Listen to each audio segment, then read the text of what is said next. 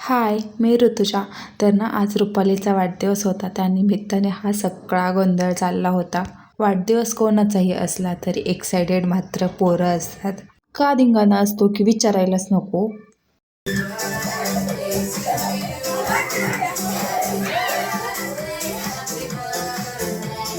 आरुषच्या पप्पांना काही सुट्टी नव्हती, ते ऑफिसमध्येच होत्या. त्यामुळे ना मी आणि आरुष दोघंच आलो होतो केक कट करायला.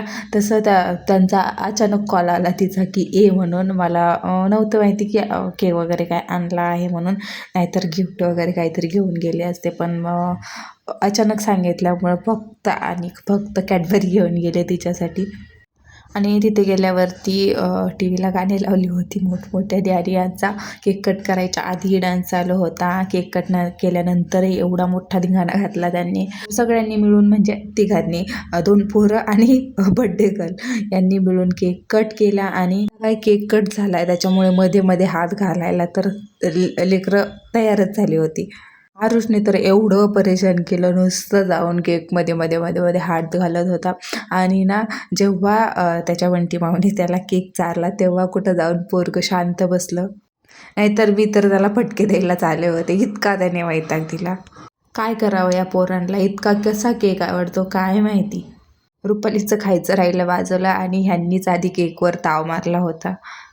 तर असं लेकरं म्हटल्यावर अशा गोष्टी तर होणं साहजिकच आहे.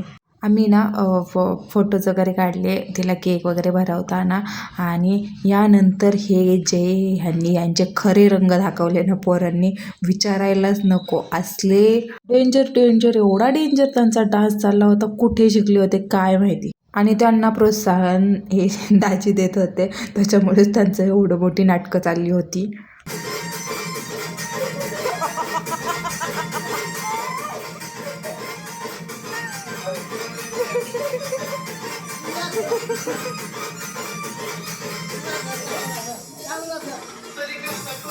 तर अशा रीतीने आमच्याकडे प्रत्येकाचा वाढदिवस साजरा केला जातो. आणि अशीच पद्धत असते.